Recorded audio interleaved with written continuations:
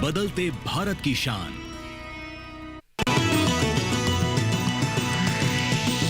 DD किसान, बदलते भारत की शान।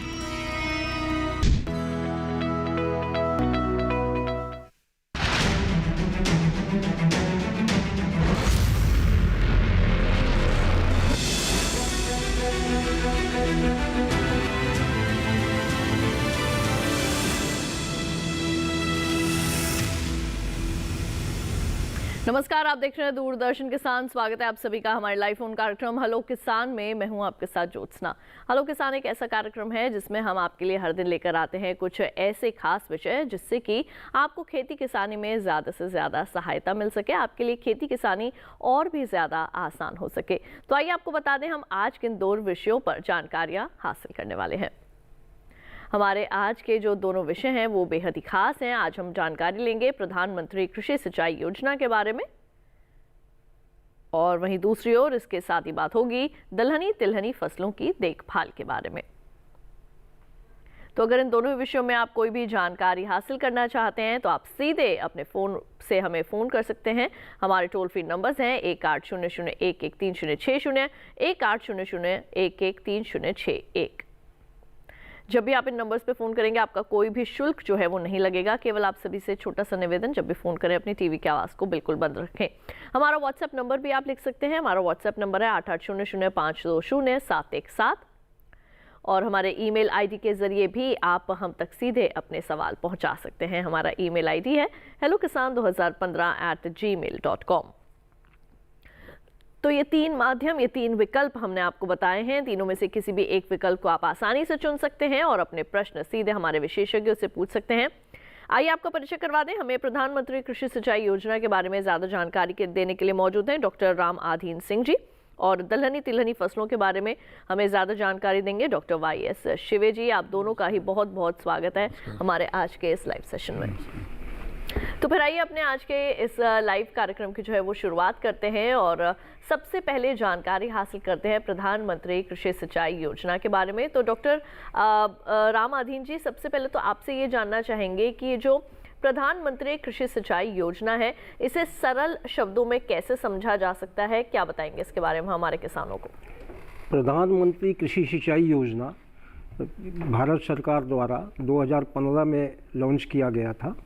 इस योजना के मुख्यतः 3 घटक हैं। एक घटक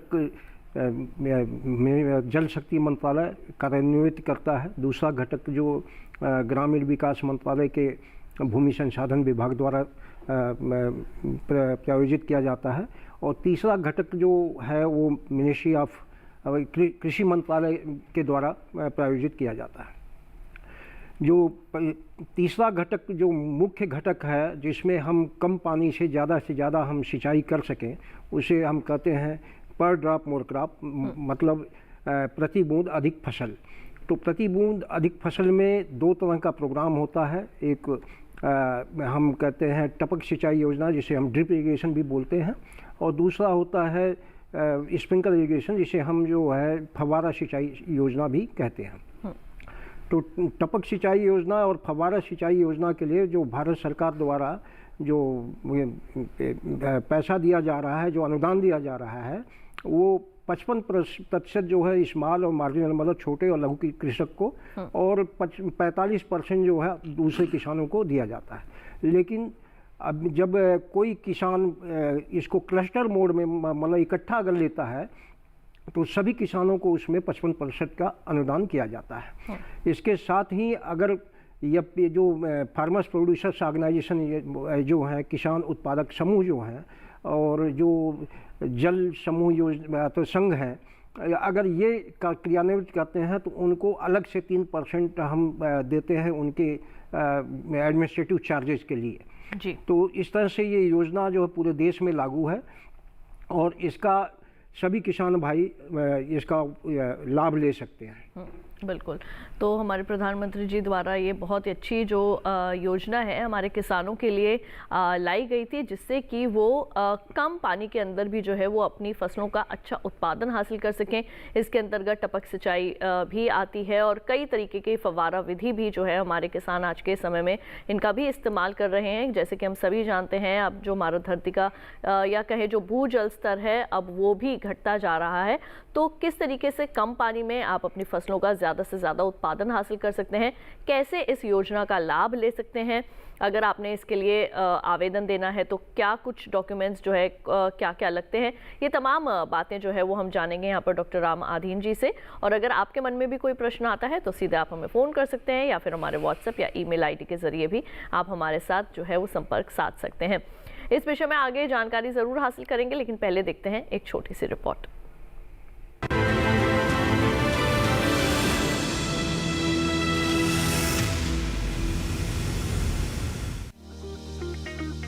प्रधानमंत्री कृषि सिंचाई योजना यानी PMKSY की शुरुआत 2015-16 के दौरान की गई थी। प्रधानमंत्री कृषि सिंचाई योजना केंद्र और राज्य सरकार के समन्वय वाली योजना है। केंद्र सरकार इस योजना के कुल संभावित खर्च का 75% हिस्सा वहन करती है, बाकी बोझ राज्य सरकारें उठाती हैं। इस योजना का उद्देश्य खेतों तक पानी की भौतिक पहुंच को बढ़ाना, सुनिश्चित सिंचाई के तहत कृषि योग्य क्षेत्र का विस्तार करना, खेतों में जल उपयोग दक्षता में सुधार करना और स्थायी जल संरक्षण पद्धतियों को लागू करना आदि है। विस्तार से बात करें तो इनके साथ ही इस योजना के कई और उद्देश्य भी हैं, जैसे जलाशयों का व्यापक सुधार और जीर्णोद्धार, जिससे टैंक भंडारण क्षमता में वृद्धि हो सके, भूजल पुनर्भरण, पीने के पानी की उपलब्धता में वृद्धि करना, कृषि बागवानी उत्पादकता में सुधार और टैंक कमानों के जल ग्रहण क्षेत्रों में सुधार करना। इनके अलावा बेहतर जल उपयोग दक्षता के माध्यम से पर्यावरणीय लाभ, प्रत्येक जल निकाय के स्थायी प्रबंधन के लिए सामुदायिक भागीदारी व स्वावलंबी प्रणाली और सतह व भूजल के संयुक्त उपयोग को बढ़ावा देना भी प्रधानमंत्री कृषि सिंचाई योजना के उद्देश्यों में शामिल है। बता दें कि PMKSY एक व्यापक योजना है जिसमें 2 प्रमुख घटक शामिल हैं। पहला त्वरित सिंचाई लाभ कार्यक्रम यानी AIBP और दूसरा हर खेत को पानी यानी HKKP। इन्हें जल शक्ति मंत्रालय द्वारा कार्यान्वित किया जा रहा है। इसके अलावा PMKSY में वाटरशेड विकास घटक भी शामिल है, जिसे ग्रामीण विकास मंत्रालय के भूमि संसाधन विभाग द्वारा कार्यान्वित किया जा रहा है।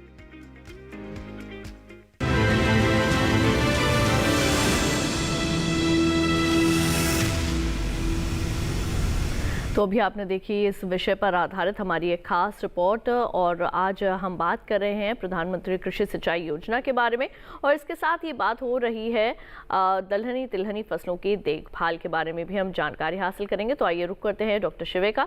डॉक्टर शिवे, आपका एक बार फिर से स्वागत है। और सबसे पहले तो आपसे जानना चाहेंगे दलहनी तिलहनी फसलों की अभी हमारे देश में किस तरीके की स्थिति है, खास तौर से अभी का जो मौसम चल रहा है इसको ध्यान में रखते हुए क्या बताएंगे आप, क्या स्थिति है अभी इस वक्त हमारी दलहनी तिलहनी फसलों की? हाँ बिल्कुल, जैसा कि रबी के मौसम में दाल वाली फसलों में चना मटर मसूर प्रमुख हैं और इनकी सब लगभग बिजाई सबकी हो चुकी है। हो सकता है कुछ किसान जो है जो मटर की खेती सब्जी के लिए करते हैं वो अभी लगाएं, क्योंकि उसका सीजन देर तक चलता है। बाकी जो हम दाने के लिए मटर को आते हैं तो उसकी तो बिजाई हो चुकी है, वो तो खेत में खड़ी है इस समय, और चना भी खड़ा है, मसूर भी खड़ी है। कहीं कहीं कुछ क्षेत्रों में मसूर भी देर से लगाते हैं, तो उन्होंने अभी लगाई होगी जल्दी में। तो मसूर क्योंकि एक शॉर्ट ड्यूरेशन की फसल है और जहाँ पे फसल लेट कटती है वहाँ पे इसको लगा सकते हैं। अब आती है बात जो है तिलहन की। तिलहन में जो है हमारी मस्टर्ड जो है वो प्रमुख है। मस्टर्ड के साथ साथ उसमें 3 तरीके की मस्टर्ड जान लीजिए, तोरिया है और सरसों हैं या राई। इन तीनों को हम अलग अलग कैटेगराइज करते हैं, लेकिन इन जनरल यदि हम कहें तो मस्टर्ड ही जानते हैं लोग बाग। तोरिया जो है जल्दी लगा देते हैं।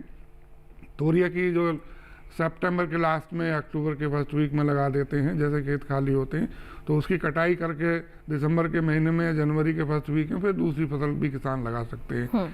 लेकिन जो हमारी मस्टर्ड है वो अभी खेत में ही खड़ी है और राई वगैरह वो खेत में ही खड़े हैं। ठीक है। तो इस तरीके से उनकी बिजाई का काम तो पूरा हो चुका है, लेकिन अभी क्रियाएं जो करने की ज़रूरत पड़ती है उनकी समय समय पर किसान भाई करते रहते हैं, चाहे उनके खरपतवार निकालना है, चाहे उनको पानी देना है, चाहे उनकी देख रेख वैसे करनी है। तो ये सारी चीज़ें इस समय किसान भाई कर रहे होंगे, विशेषकर जो इंडियन मस्टर्ड है।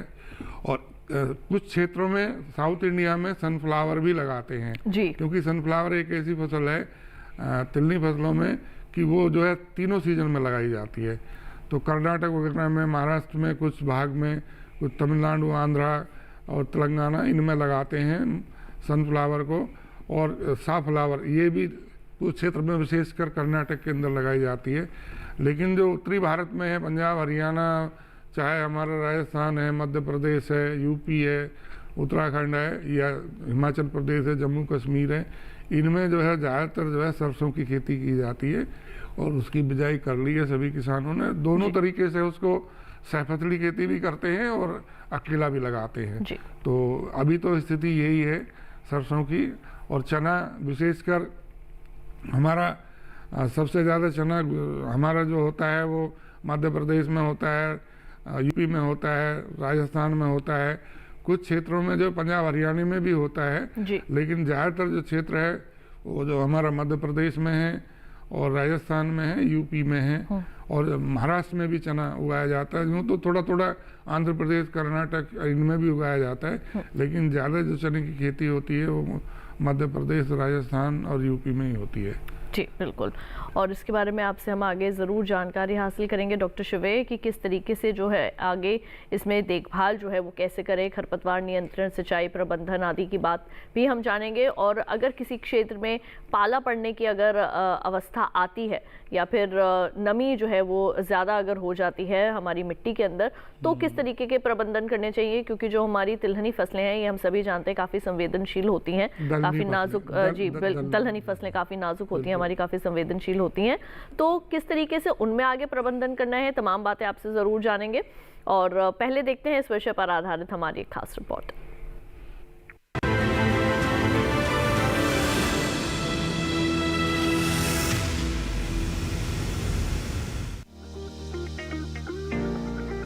दलहनी फसलों में सबसे पहले बात करते हैं चने की।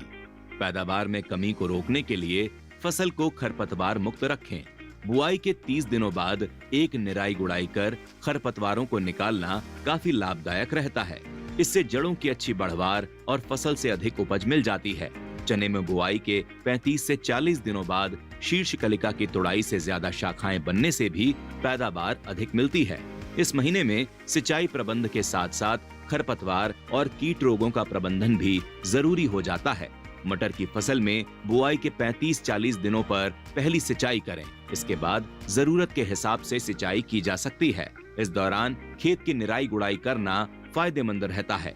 मसूर की फसल में भी अधिक पानी की जरूरत नहीं होती, लेकिन ज्यादा पैदावार के लिए 1 या 2 सिंचाई पुष्पावस्था से पहले बुआई के 40-45 दिनों बाद देने से उत्पादकता में वृद्धि होती है। माहू का प्रकोप होने पर डाइमेथोएट 0.03% का छिड़काव करें। रतुआ रोग के नियंत्रण के लिए 0.2% का छिड़काव कर सकते हैं। दवाओं के छिड़काव से पहले कृषि विशेषज्ञों की सलाह जरूर लें। रोगग्रस्त पौधों को उखाड़कर नष्ट कर दें। वहीं अगर तिलहनी फसलों की बात करें तो सरसों में सिंचाई जल की उपलब्धता के आधार पर करें। अगर एक सिंचाई उपलब्ध हो तो 50 से 60 दिनों की अवस्था पर करें। 2 सिंचाई उपलब्ध होने की अवस्था पर पहली सिंचाई बुआई के 40 से 50 दिनों बाद और दूसरी सिंचाई 90 से 100 दिनों बाद करें। अगर 3 सिंचाइयां उपलब्ध हैं तो पहली 30 से 35 और अन्य 2 30 से 35 दिनों के अंतराल पर करें। बुआई के लगभग 2 महीने बाद जब फसलों में दाने भरने लगें उस समय भी सिंचाई करें। तिलहनी फसलों को खरपतवार से मुक्त रखने के लिए 20-25 दिनों में एक बार निराई गुड़ाई करने से सरसों की फसल और जल्दी से बढ़ती है।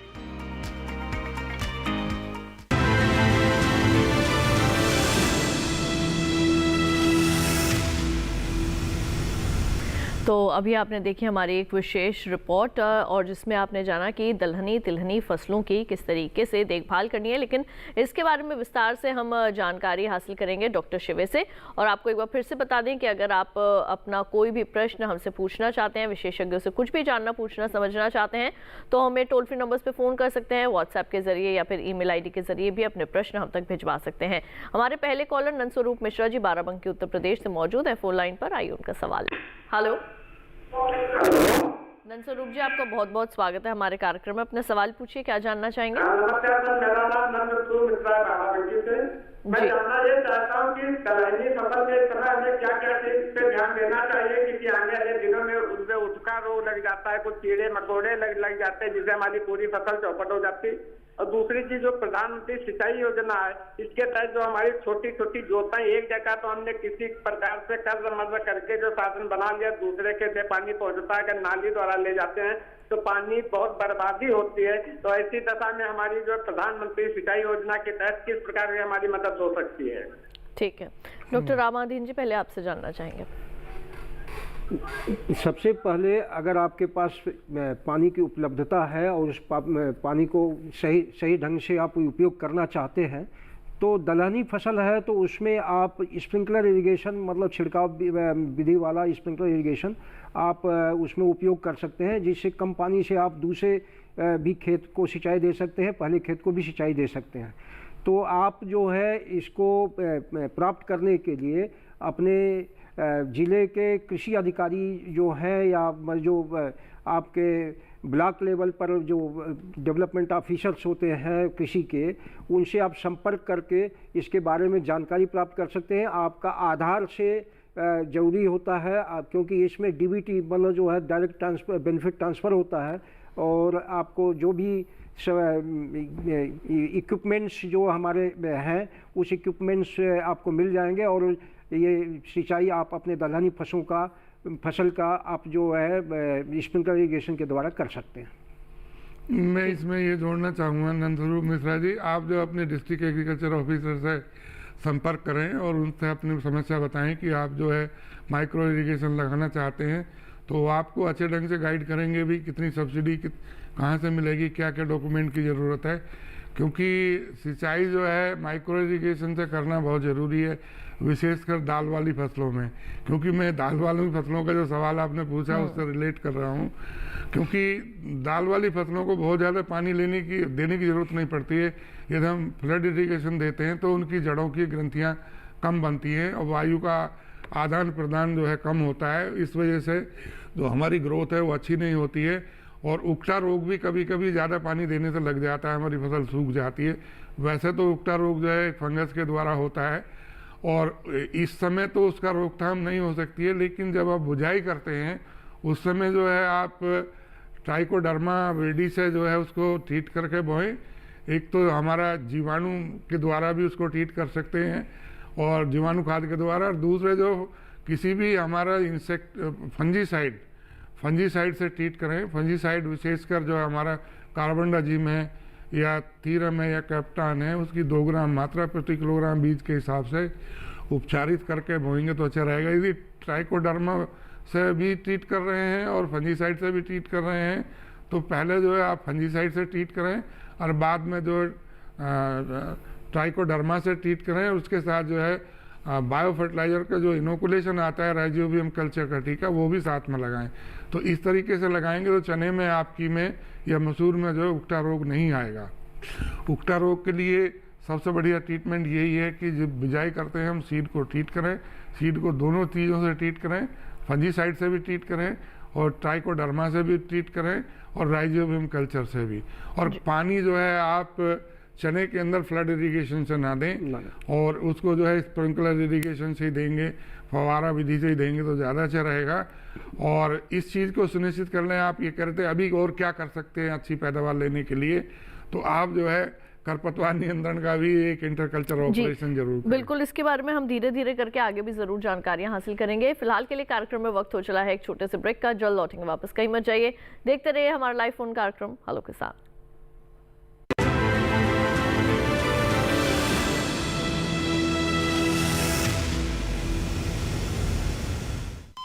अरे सुन तो।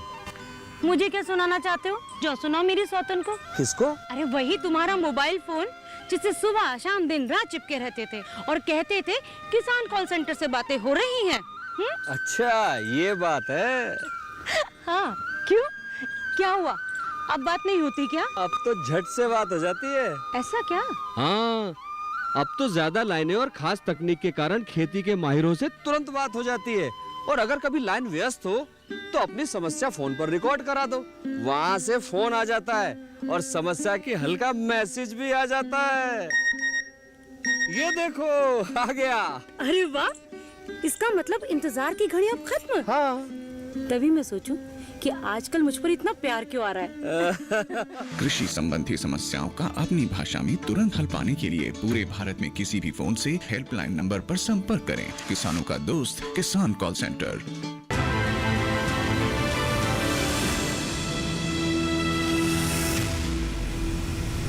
ब्रेक के बाद एक बार फिर आप सभी का स्वागत है हमारे लाइव फोन कार्यक्रम हेलो किसान में, जहां आज हम बात कर रहे हैं प्रधानमंत्री कृषि सिंचाई योजना की और साथ ही जानकारी हासिल कर रहे हैं तिलहनी और दलहनी फसलों की देखभाल के बारे में। हमारे अगले कॉलर रघुवीर सिंह जी मध्य प्रदेश से हमारे साथ फोन लाइन पर मौजूद हैं। आइए उनका सवाल है। हेलो रघुवीर जी, आपका बहुत बहुत स्वागत है हमारे कार्यक्रम में। अपना सवाल पूछिए, क्या जानना चाहेंगे? मेरी दलहन फसल है, मसूर सूख रही है। सूख रही है आपकी मसूर की फसल है? हाँ। ठीक है, कितना समय हो गया इसको? महीना की हो गई, 30 दिन की होली सूख रही है जी। तो मुझे लगता है आपके यहाँ जो है उकटा रोग की संभावना है, उकटा रोग आ गया है। उसके लिए जो है आपको जब बिजाई करी थी तभी उसको सीड ट्रीटमेंट करके बोते तो ज़्यादा अच्छा रहेगा। और मेरी आपको इमीडिएट जो सलाह ये है कि आपके जो भी पास कृषि विज्ञान केंद्र है उससे थोड़ा सा जाकर संपर्क करें और पूछें कि इसमें जो है वास्तव में उकटा रोग लगा हुआ है। तो उसके लिए जो है आप यदि उकटा रोग लगा हुआ है तो फंजीसाइड का भी पानी के साथ में आप दे सकते हैं, या जहाँ जहाँ उसका जो है उकटा, ये तो है नहीं सभी जगह लगा होगा, पैचेज में आ रहा होगा उकटा रोग, जहाँ सूख रही है वहाँ पे जो है कार्बनडाजिम का घोल बनाए के वो उसको डालेंगे तो मेरे विचार से किसी हद तक कंट्रोल हो सकता है। लेकिन उससे पहले ये सुनिश्चित कर लें जो भी कृषि विज्ञान के नज़दीक है उससे अपनी सलाह लेकर तभी जो दवा का इस्तेमाल करें। जी बिल्कुल। अगर आपके मन में कोई भी सवाल उठता है प्रधानमंत्री कृषि सिंचाई योजना के संबंध में, या फिर अगर आप दलहनी तिलहनी फसलों की देखभाल के बारे में कुछ भी जानना चाहते हैं तो फ़ोन उठाकर हमें कॉल कीजिए 180011360661 पर।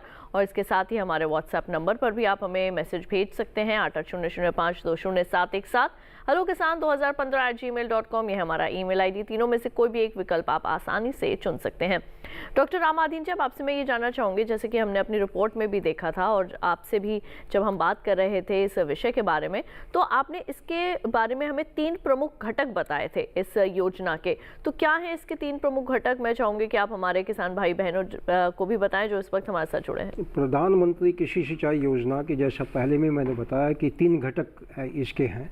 एक घटक जल शक्ति मंत्रालय द्वारा क्रियान्वित किया जाता है, दूसरा घटक जो है ग्रामीण विकास मंत्रालय के भूमि संसाधन विभाग द्वारा किया जाता है, और तीसरा घटक जो है कृषि मंत्रालय के द्वारा किया जाता है।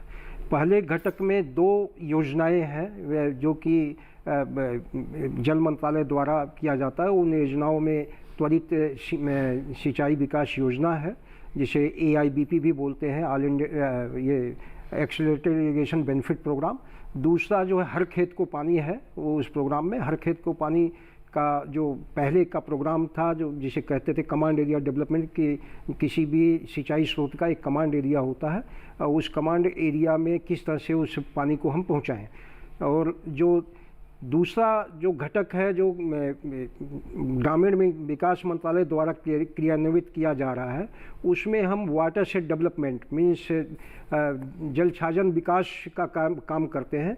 उसमें भूमि संरक्षण के कार्य होते हैं जिसमें कंटूर बंडिंग जो है किया जाता है, कंटूर स्टैगर ट्रेंचिंग किया जाता है, और साथ में जल का संरक्षण भी किया जाता है, जिसके लिए हम वाटर हार्वेस्टिंग स्ट्रक्चर बनाते हैं, चेक डैम्स बनाते हैं।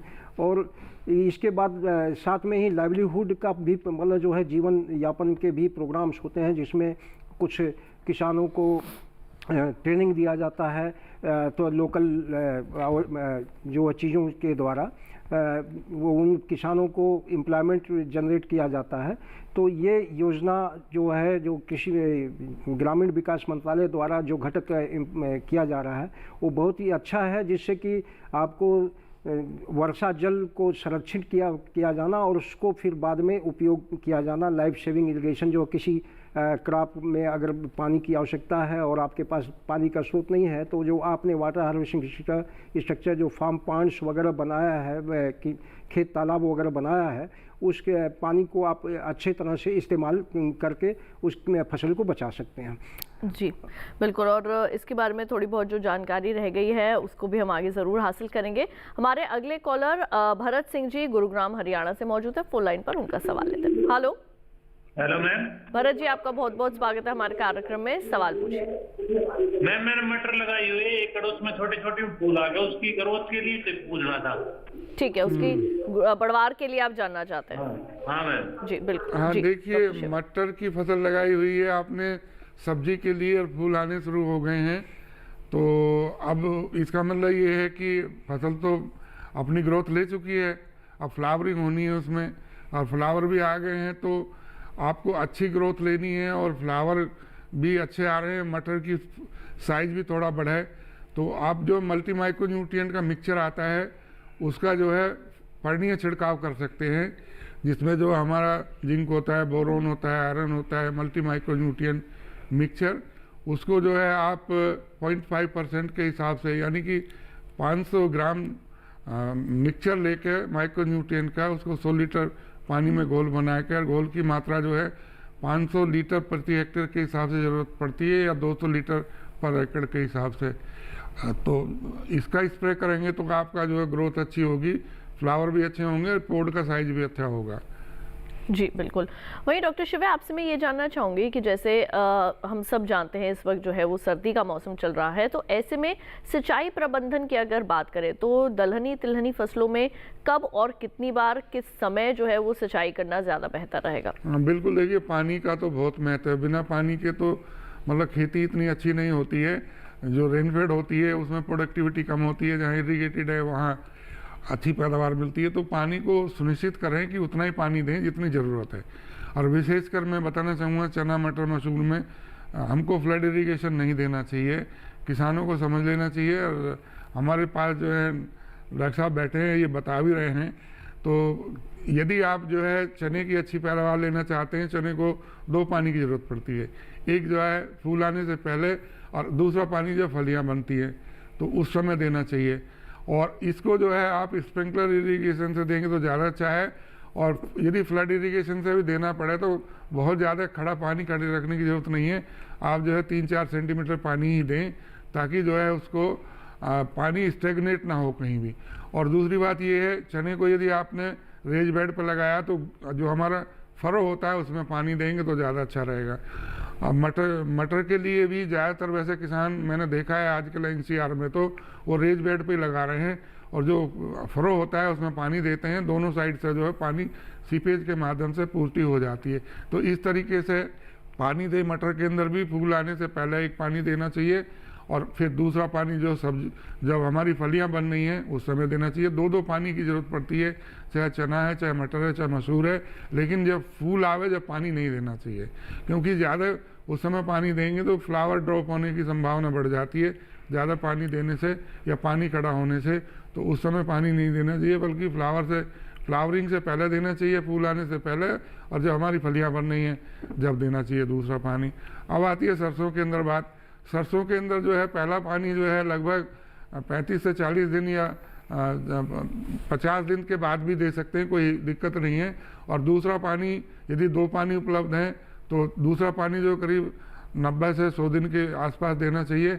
यदि 3 पानी है तो पहला पानी जो है 30 से 35 दिन बाद, दूसरा पानी 60 से 65 दिन बाद, और तीसरा पानी जो है 90 से 100 दिन के बाद इस तरीके से पानी देना चाहिए, लेकिन हल्का पानी देना चाहिए। फिर मैं ये कहना चाहूँगा, और विशेषकर जहाँ पे जो है आप मतलब पानी की कमी है तो वहाँ स्प्रिंकलर इरिगेशन से भी आप पानी देंगे तो ज़्यादा अच्छा रहेगा। तो ये पानी दिन के समय देना चाहिए, शाम के समय कब देना हाँ, चाहिए? देखिए पानी तो डिपेंड करता है कि आपकी इलेक्ट्रिसिटी कब आ रही है या आपका जो है कहीं कैनाल से इरिगेशन है, आपका वार कब है, तो उस पर डिपेंड करता है।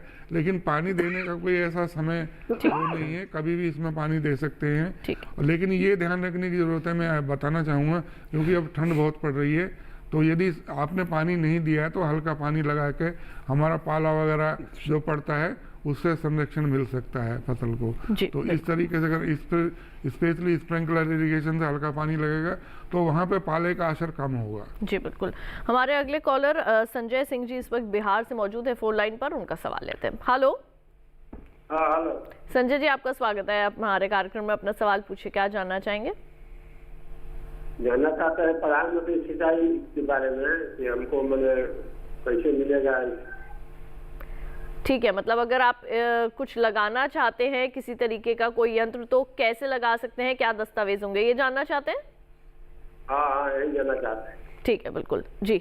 डॉक्टर रामा संजय जी, जो कृषि ये प्रधानमंत्री कृषि सिंचाई योजना के अंतर्गत जो सूक्ष्म सिंचाई योजना है जिसे हम पर ड्रॉप मोर क्रॉप कहते हैं, वो राज्य सरकार के द्वारा जो है ये वार्षिक प्रगति प्रतिवेदन बनता है और वार्षिक कार्य योजना बनता है।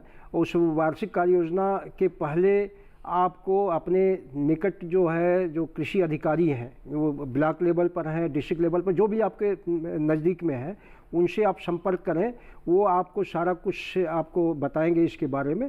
साथ में आपको जो डॉक्यूमेंट है, आपका आधार कार्ड बहुत ज़रूरी है, आपका जो खेत का जो रकबा है और जो आपका क्षेत्र जितना है उसके लिए वो बताएंगे कितना इसमें आएगा। और जैसे आप अगर लघु किसान हैं तो आपको 55% का अनुदान जो है केंद्र सरकार और राज्य सरकार के द्वारा दिया जाता है, और बाकी अगर बड़े किसान हैं या अथवा मिडिल फार्मर में आते हैं तो आपको 45% का अनुदान कृषि मंत्रालय द्वारा दिया जाता है। जी बिल्कुल। और इसी के साथ हमारे कार्यक्रम में वक्त हो चला है एक और छोटे से ब्रेक का। जल्द लौटेंगे वापस, कहीं मत जाइए, देखते रहिए हमारा लाइव फोन कार्यक्रम हेलो के साथ।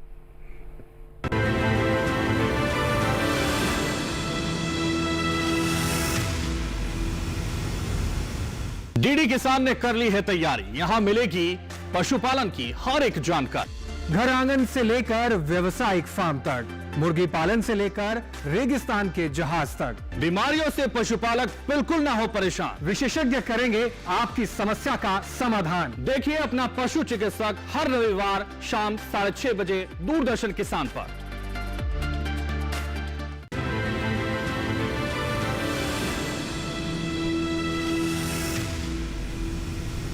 ब्रेक के बाद एक बार फिर आप सभी का स्वागत है हमारे लाइव फोन कार्यक्रम हेलो किसान में, जहां आज हम जानकारियां हासिल कर रहे हैं प्रधानमंत्री कृषि सिंचाई योजना के बारे में। उसके साथ ही हम बात कर रहे हैं दलहनी तिलहनी फसलों की देखभाल की। तो कृषि सिंचाई योजना के बारे में हमें ज़्यादा जानकारी दे रहे हैं डॉक्टर रामाधीन जी, और उसके साथ ही डॉक्टर शिवे जो है वो हमें जानकारी दे रहे हैं किस तरीके से आप दलहनी और तिलहनी फसलों की देखभाल आसानी से कर सकते हैं। मन में कोई भी प्रश्न, कोई भी शंका है, कुछ भी पूछना, जानना, समझना चाहते हैं, फ़ोन कर सकते हैं हमारे टोल फ्री नंबर्स पर, या फिर व्हाट्सएप के जरिए अपने सवाल हम तक भिजवा सकते हैं, या फिर आप ईमेल के जरिए भी अपने प्रश्न हमसे सीधे पूछ सकते हैं। डॉक्टर शिवा, आपसे मैं यहाँ पर ये जानना चाहूँगी, हमने सिंचाई प्रबंधन की बात कर ली, लेकिन ऐसे में जो है वो खरपतवारों की भी पैदावार बढ़ जाती है। खासतौर से अगर हम बात करें जाड़े के महीने में भी खरपतवार बहुत ज़्यादा उग जाते हैं। किस तरीके से देखें कि कौन से खरपतवार का प्रकोप हुआ है और कैसे उसका नियंत्रण करें, क्या बताएंगे? हाँ देखिए, क्योंकि इस समय जो है ज़्यादातर फसल लग गई है और इस समय जो है मैं कोई भी हर्बिसाइड डालने के लिए नहीं कहूँगा। विशेषकर जो हमारा चना मटर मसूर है उसमें जो है आप इंटरकल्चर ऑपरेशन के द्वारा ही खरपतवारों को निकालेंगे तो ज़्यादा अच्छा रहेगा।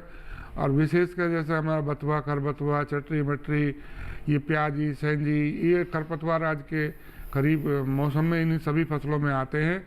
और जंगली जई भी आता है, तो कभी कभी जो हमारी फैलिस माइनर का भी प्रकोप इन फसलों में हो जाता है। हालांकि वो गेहूं में ज़्यादा आता है, लेकिन फिर भी इन सबको यदि खरपतवार नियंत्रण नहीं हुआ है तो खरपतवारों को इंटरकल्चर ऑपरेशन के माध्यम से, यानी कि आप हैंडो चलाकर या खुरपी के माध्यम से खरपतवारों को निकालें, उसके दो फायदे होंगे।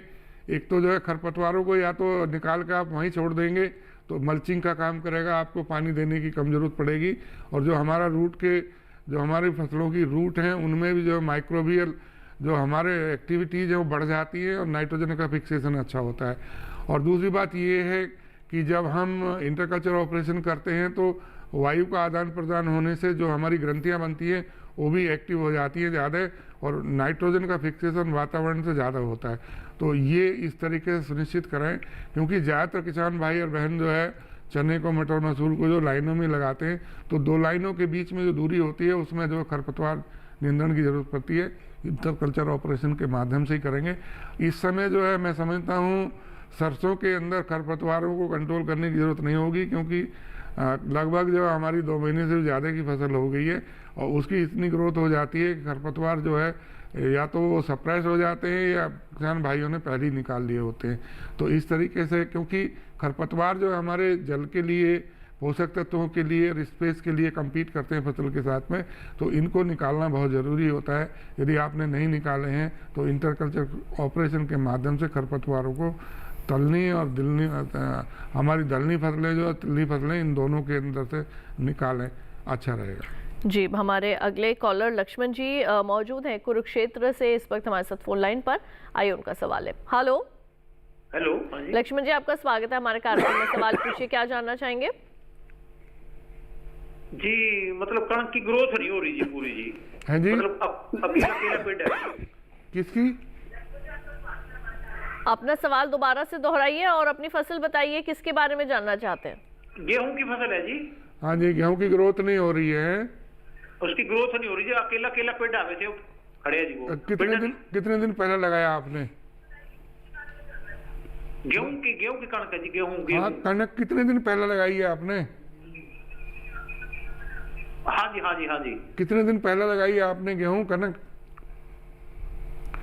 अच्छा, मैं ये बताना चाहूँगा, यदि आपने थोड़े दिन पहले लगाई है तो उसमें, क्योंकि अभी तक सर्दी अभी पड़नी शुरू हुई है तो कल्ले अब बनेंगे, तो आप जो है इस समय जो है पानी का और खाद का अच्छे ढंग से प्रबंधन रखें, तभी जो है आप जो है मतलब उसमें कल्ले अच्छे बनेंगे। क्योंकि शुरू में जो थी पहले इतनी ठंड नहीं पड़ रही थी, जब ठंड पड़ती है जब कल्ले अच्छे बनते हैं। तो आप जो है इस समय यदि आपने खाद नहीं दिया है नाइट्रोजन, तो आप जो है नाइट्रोजन दे दें, और नाइट्रोजन देने के बाद में फिर पानी दे दें तो कल्ले अच्छे बनेंगे और आपकी जो पीली पड़ रही हैं वो भी नहीं पड़ेंगी।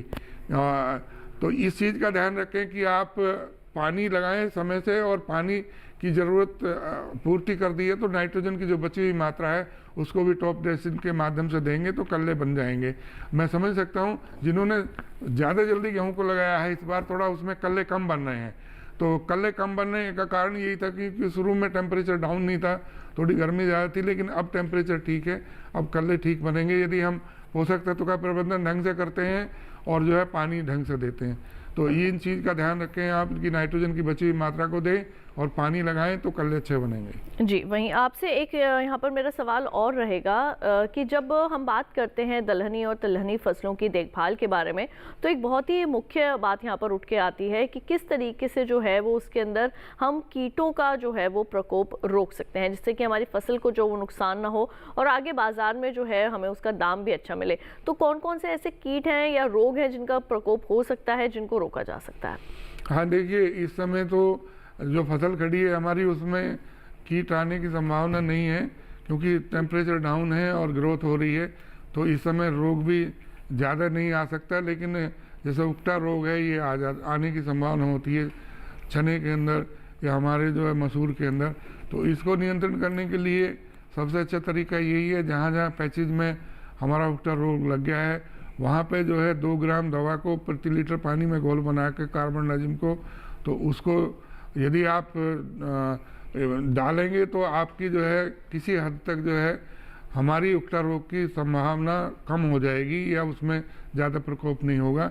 लेकिन फिर मैं बताना चाहूँगा उकटा रोग को नियंत्रण करने के लिए विशेषकर जो है हमारा चना मटर के मसूर के अंदर जो है हमको सीड ट्रीटमेंट करना बहुत ज़रूरी होता है।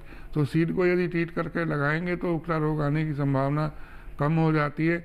लेकिन हाँ, कुछ जो है जैसे जैसे ग्रोथ करेगी तो हो सकता है मटर के अंदर जो है पाउडरी मिल्ड्यू आता है, तो पाउडरी मिल्ड्यू को कंट्रोल करने के लिए अभी तो नहीं आएगा, लेकिन लेटर स्टेज में जब हमारी फलियां बनेंगी तो उस समय या टेम्परेचर बढ़ता है तब आने की संभावना होती है।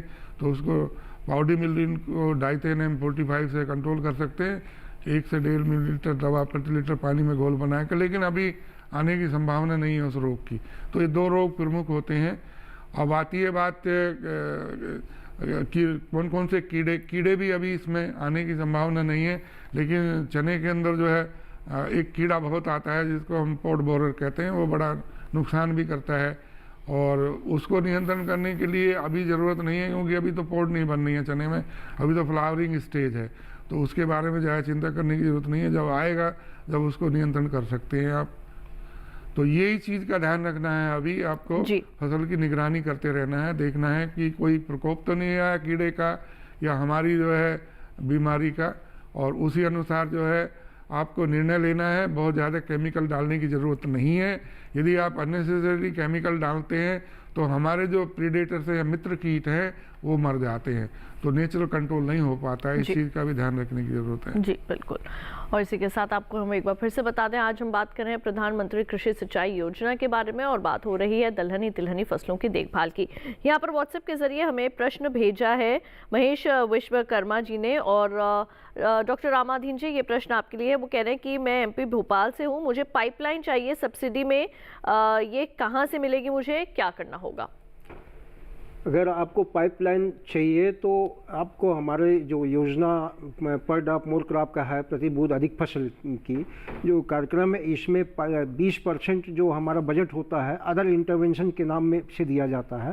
तो इस प्रोग्राम के अंतर्गत आप जो है डिस्ट्रिक्ट एग्रीकल्चर ऑफिसर से आप संपर्क कर सकते हैं, तो आपको ये पाइप वगैरह आपको मिल जाएगा।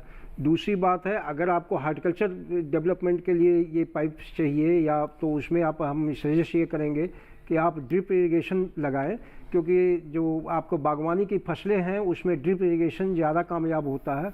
और ड्रिप इरिगेशन लगाने के लिए भी आप जो है जो ज़िले के बागवानी के जो ऑफिसर्स होते हैं उनसे संपर्क करें और वो आपको इसके बारे में गाइड करेंगे और आपको जो है ना सारे उपाय भी बताएंगे किस तरह से कहाँ से आपको ये सब चीज़ मिलेगा। जी बिल्कुल।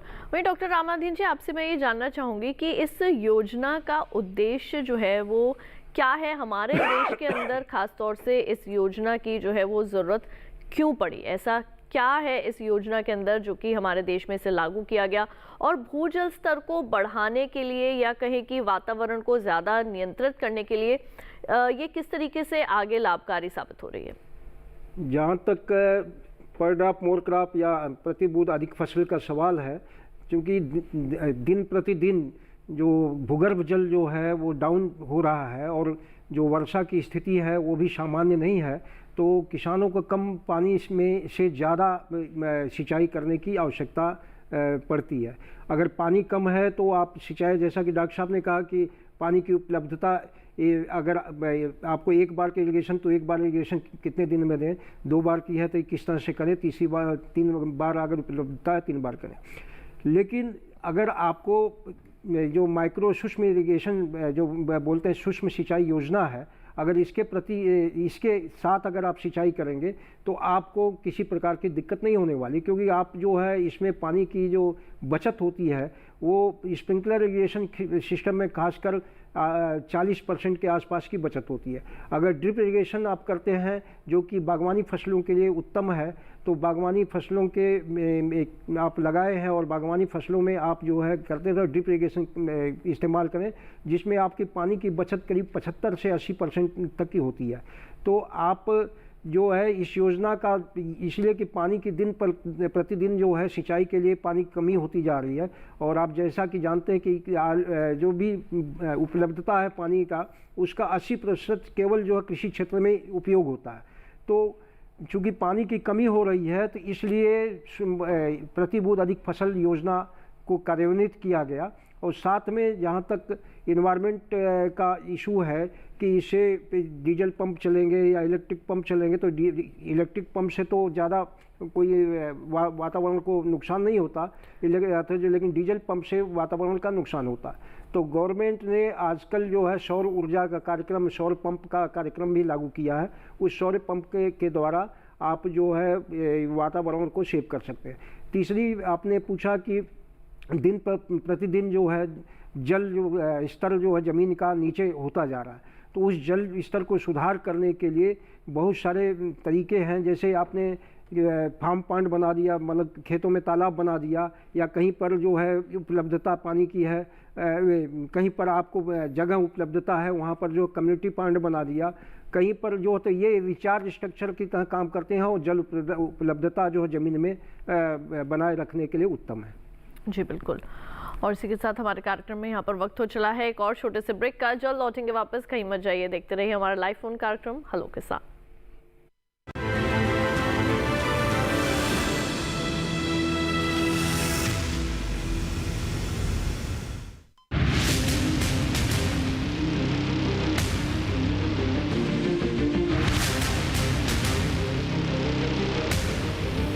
जब तपती है धरती, सूरज उगलता है आग, ठंड में जब सर्दी जमा देती सबके हाल, सब छुप जाते अपने अपने घरों में, तब बाहर निकलता सिर्फ एक इंसान, भरने के लिए हम सबका पेट, खून को पसीने की तरह देता बहा, थक जाता, झुलस जाता, हो जाता बीमार, तब उसकी सेहत का ध्यान रखता सिर्फ डीडी किसान।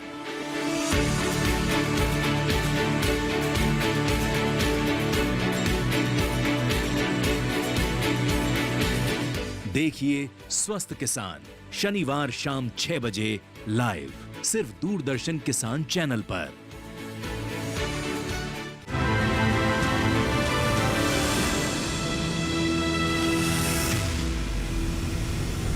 ब्रेक के बाद एक बार फिर आप सभी का स्वागत है हमारे लाइव फोन कार्यक्रम हेलो किसान में। आज बात हो रही है प्रधानमंत्री कृषि सिंचाई योजना की और साथ ही जानकारियां हम हासिल कर रहे हैं दलहनी तिलहनी फसलों की देखभाल के बारे में। अगर आपके मन में कोई भी प्रश्न है फ़ोन कीजिए, व्हाट्सएप के जरिए, ईमेल के जरिए अपने सवाल हम तक पहुंचा सकते हैं। अगर आप हमें फ़ोन करते हैं तो खास तौर से उस दौरान अपनी टीवी की आवाज़ को बिल्कुल बंद रखें जब आप अपना प्रश्न हमारे विशेषज्ञ से पूछ रहे हो। हमारे अगले कॉलर कन्हैया लाल जी राजस्थान से मौजूद है फ़ोन लाइन पर, उनका सवाल लेते हैं। हेलो कन्हैया लाल जी, आपका बहुत बहुत स्वागत है हमारे कार्यक्रम में, सवाल पूछिए। टीवी की आवाज को बंद कर दीजिए कृपया करके और अपना सवाल जल्दी से पूछिए। हाँ जी, हाँ जी सर।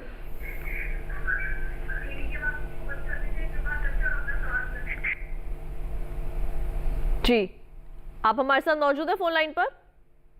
ठीक है, हमारे साथ उनका संपर्क टूट गया। जैसे कि हम हर बार कहते हैं, कृपया करके अपने टीवी की आवाज़ को बिल्कुल बंद रखें जब आप खास तौर से अपना प्रश्न पूछ रहे हो, क्योंकि उसी में जो है वो थोड़ा बहुत समय हमारा निकल जाता है और हमारे जो दूसरे कॉलर हैं वो हमारे साथ जुड़ने में काफ़ी उनको जो है वो दोबारा से समय लग जाता है।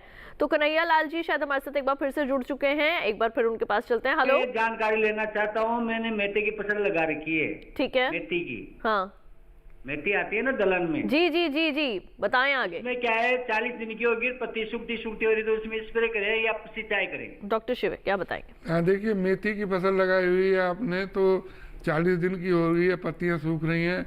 एक तो हो सकता है तो नहीं रही, लेकिन पीले पीले हो रही है, सूखती हो रही, मतलब हाँ वही सूखी आगे चाल नहीं बढ़ रही सर।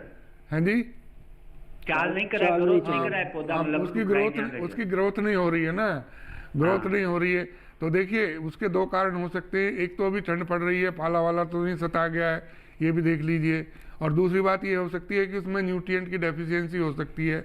न्यूट्रिएंट की डेफिशिएंसी विशेषकर हमारी हो जाती है इस समय जिंक की, आयरन की और नाइट्रोजन की। तो इसको दूर करने के लिए मल्टी माइक्रोन्यूट्रिएंट मिक्सचर आता है। आप जो है 0.5% जिसमें जिंक, आयरन, मैग्नीज, कॉपर ये होता है, उनको जो है 0.5% फोलियर स्प्रे करिए, यानी कि 500 ग्राम 100 लीटर पानी में घोल बना के छिड़काव करेंगे। और पर एकड़ के हिसाब से 200 लीटर घोल की मात्रा पर्याप्त होती है। पर हेक्टेयर के हिसाब से 500 लीटर प्रति हेक्टेयर के हिसाब से। और यदि आपको लग रहा है कि मतलब भाई माइक्रोन्यूट्रिएंट की डेफिशिएंसी नहीं है तो 2% आप डीएपी का हो सकता है। इस समय फास्फोरस की भी डेफिशिएंसी हो जाती है, तो 2% और नाइट्रोजन दोनों को दूर करने के लिए 2% डीएपी अर्थात 100 लीटर पानी में 2 kg डीएपी को घोल के उसका छिड़काव करेंगे तो वही घोल की मात्रा जो है 200 लीटर प्रति एकड़ के हिसाब से 500 लीटर जो है पर हेक्टेयर के हिसाब से देने की जरूरत पड़ेगी। तो आप इन दोनों का पानी छिड़काव करेंगे तो आपकी ग्रोथ अच्छी होगी मेथी की। जी बिल्कुल। और इसके साथ एक प्रश्न है, मैं यहाँ पर आपके साथ जोड़ना चाहूँगी डॉक्टर शिवे कि जब आपने अभी बातों बातों में पाले का जो है वो जिक्र किया और जाड़े के मौसम में जैसे कि हम जानते हैं कि पाला पड़ने की अवस्था जो है वो काफ़ी रहती है, ऐसी स्थिति काफ़ी बनती है, तो ऐसी स्थिति में किस तरीके से अपनी फसलों का बचाव कर सकते हैं? देखिए, फसलों को यदि बचाना है हमको पाले से तो उसके लिए 2 उपाय हैं। एक तो उपाय ये है कि हल्की सी सिंचाई कर दें, यदि वार्निंग हो जाती है तो हल्की सी सिंचाई कर देंगे तो पाले से हमारी फसल बच जाएगी। और दूसरा है विशेषकर सरसों के अंदर जो 0.2% सल्फ्यूरिक एसिड अर्थात केवल 200 ml जो है 100 लीटर पानी में घोल बना के सल्फ्यूरिक एसिड का पानी छिड़काव करेंगे तो उससे भी जो है किसी हद तक पाले से बचाव हो सकता है। ये 2 ही उपाय हैं पाले से बचाने के लिए। किसानों से मैं हाथ जोड़ के विनती करूँगा कि वो धुआं ना करें, कोई भी पाल को ना जलाएं पाले से बचाने के लिए, क्योंकि ये वातावरण को प्रदूषित करता है और हमारा कहीं ना कहीं जो है हमारी फसलों को भी नुकसान करता है। तो हल्का सा सिंचाई करें पाले से बचाने के लिए, वार्निंग आ गई है पाले की, या सल्फ्यूरिक एसिड 0.2% का पानी छिड़काव करें। बिल्कुल। और हमारे किसान भाई बहनों से यही गुजारिश रहती है कि किसी भी तरीके का जो पुआल है उसे ना जलाएं और जिस तरीके से हमारे कृषि वैज्ञानिक आपको एक सही रास्ता दिखाने के लिए पूरी कोशिश करते हैं और दूरदर्शन किसान के ज़रिए भी हम कई तरीके के अब आपके लिए ऐसे कार्यक्रम लेकर आते हैं जिसमें आपको जानकारी दी जाती है कि आप किस तरीके से पुआल का प्रबंधन जो है वो कर सकते हैं, पराली का प्रबंधन कैसे कर सकते हैं। कृपा करके उन तरीकों को अपनाएं और हमारे वातावरण को और हमारे स्वास्थ्य की सुरक्षा जो है वो आप सभी के हाथ में ही है। आगे बढ़ते हैं डॉक्टर रामाधीन जी, अब आपसे मैं यहाँ पर ये जानना चाहूँगी, जो हमारे किसान फूलों की खेती करते हैं खास तौर पर, तो क्या उनके लिए भी ये सूक्ष्म सिंचाई पद्धति कारगर साबित हो रही है? क्या वो भी किसी तरीके की फव्वारा विधि या टपक सिंचाई विधि का जो है वो इस्तेमाल कर सकते हैं अपने खेतों में? बिल्कुल, दोनों कर सकते हैं। जो टपक सिंचाई योजना है उसके लिए इकोनॉमिकल जब ही होता है जब आपके प्लांट्स थोड़े स्पेशियस हों, मतलब दूर दूर हों। अगर जो है जो प्लांट्स अगर सघन में है, जो भी कोई ऐसा फ्लावर है, तो उसके लिए फव्वारा विधि भी इस्तेमाल कर सकते हैं। आजकल हमारे कार्यक्रम में एक ऑटोमेशन का भी कार्यक्रम जुड़ा हुआ है, या अगर वो जो है मॉइस्चर सेंसर लगे होते हैं, नमी जो है खेतों में नमी को सेंसर लगे होते हैं, अगर वहाँ पर ऑटोमेटिक वो जो सिंचाई जो है वो चालू हो जाती है। अगर जो है अगर पानी की कमी खेत में महसूस होती है तो वो सेंसर जो है वो पास ऑन करता है पंप को और पंप ऑटोमेटिकली स्टार्ट हो जाता है और जिससे सिंचाई आपको खेतों में हो जाती है। तो फूलों में भी आप जो है सूक्ष्म सिंचाई योजना लागू कर सकते हैं और उससे आपको पैदावार भी बढ़ेगा और साथ में मतलब जो क्वालिटी भी उसकी अच्छी होगी। बिल्कुल। और डॉक्टर शिवे, अब आपसे मैं यहाँ पर पोषक तत्व प्रबंधन के बारे में ज़रूर जानना चाहूँगी। हमारे जो किसान हैं वो बहुत इंतज़ार कर रहे होंगे ये जानने के लिए कि पोषक तत्व प्रबंधन जो है वो किस तरीके से करें इस वक्त हमारी दलहनी और तिलहनी फसलों में। हाँ, देखिए, दलहनी जो हमारी फसलें हैं, चना मटर मसूर है, उसको तो हम ये बताते हैं कि मृदा परीक्षण के आधार पर पोषक तत्वों का प्रबंधन करना चाहिए। कौन सी हम किस्म लगा रहे हैं, उसकी पैदावार कितनी होगी, मिट्टी के अंदर कौन कौन से पोषक तत्व उपलब्ध हैं और हमको कितना देने की ज़रूरत होगी। तो उस हिसाब से जो है अब तो उन्होंने लगा दी है, लगा देने के बाद में फसल अब नाइट्रोजन देने की ज़रूरत नहीं है, वो वातावरण से इकट्ठी कर रहे हैं जड़ों के अंदर। लेकिन कभी कभी जो है हमारी फास्फोरस की कमी हो जाती है, तो उसको दूर करने के लिए जो है 2% जैसे मैंने पहले भी बताया डीएपी का पर्णीय छिड़काव कर सकते हैं, तो उससे फास्फोरस नाइट्रोजन दोनों की हमारी रिक्वायरमेंट पूर्ति हो जाती है। और विशेषकर जब हमारा फ्लावर बनता है उस समय इसको पर्णीय छिड़काव करना चाहिए।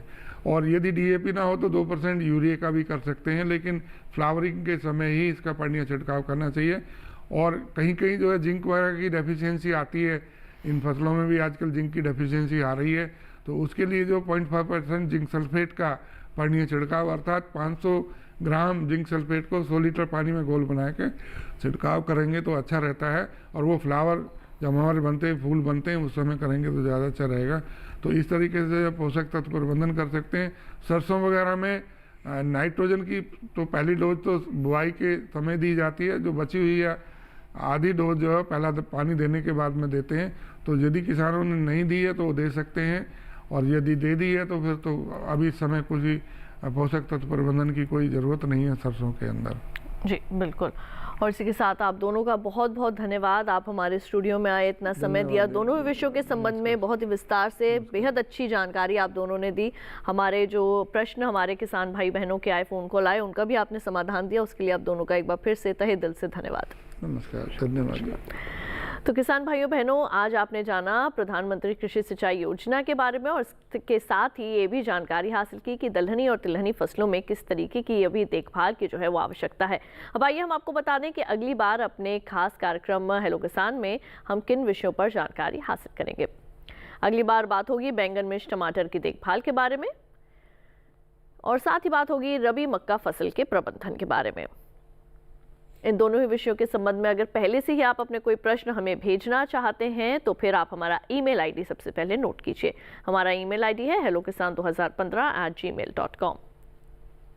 और इसके बाद आप हमारा दूरदर्शन किसान का जो कॉल सेंटर नंबर है इसे भी आप लिख सकते हैं। हमारा नंबर है 1800-113-060। सोमवार से शनिवार सुबह 6 बजे से रात 10 बजे तक ये नंबर आपके लिए उपलब्ध रहता है। यहाँ भी अपने प्रश्न या तो आप रिकॉर्ड करवा सकते हैं या फिर लिखवा सकते हैं।